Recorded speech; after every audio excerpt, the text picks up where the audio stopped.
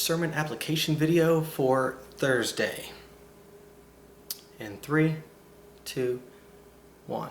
Hey Christ United, welcome back to christislove.org for our sermon application. We are already halfway through kind of digging into the story of Joseph that we started on last Sunday for the graduation message.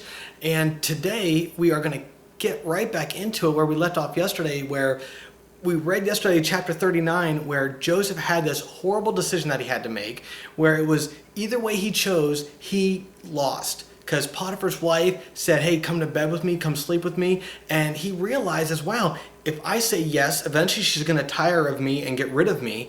Or if I say no, I'm going to put her to shame. She's going to be embarrassed and she has control over my life. So he's doomed either way. So he really applies the question that we talked about last Sunday, which was, what story do I want to tell? And instead of just making a decision in the heat of the moment with all the emotion wrapped in it, Joseph steps back, rehearses his story out loud to her, which is so important.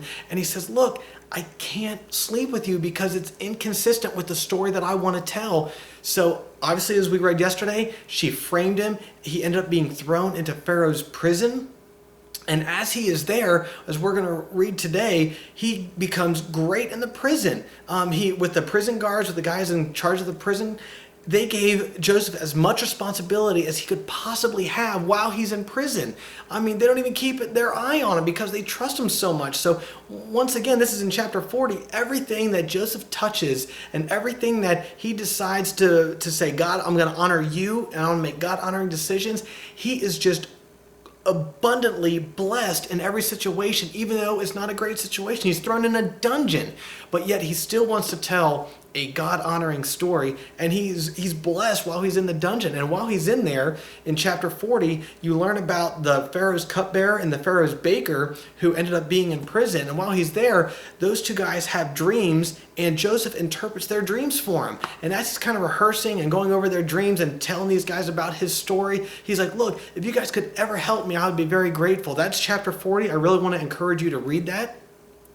But we're actually going to pick up in the middle of chapter 41, and this is going to be where Joseph comes to power in Egypt, because he tells these guys that he's interpreting their dreams. Hey, if you could ever help me, I would really appreciate it.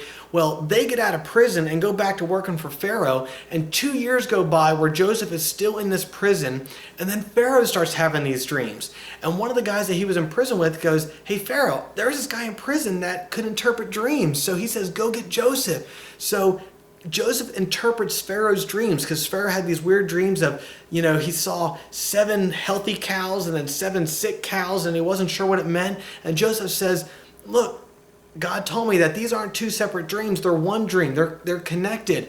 The 7 cows that you saw that were healthy are 7 years that we are going to have great harvest. There's going to be so much plentiful harvest in Egypt. We're just not even going to know what to do with it all. And then the 7 years after that, where you saw the 7 sick cows, are going to be 7 years of famine, where everything dries up and there's going to be nothing available in the land.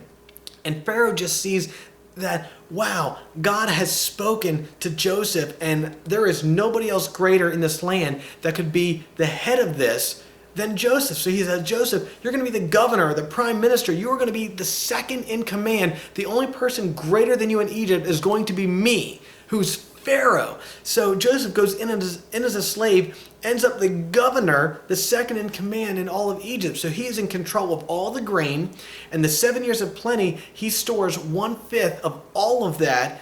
That way they have enough when the 7 years of famine come. So as you read in today, we're going to be in chapter 41. We're going to read verses 37 through 57, and we're going to learn and read all about how Joseph came into power in Egypt. So chapter 41, verses 37 through 57, and enjoy it, because this is just a remarkable story, and just try and relate how this story could be your story if we just think ahead in the future and say, what story do we want to tell? Make it a great day, and we'll see you tomorrow. God bless.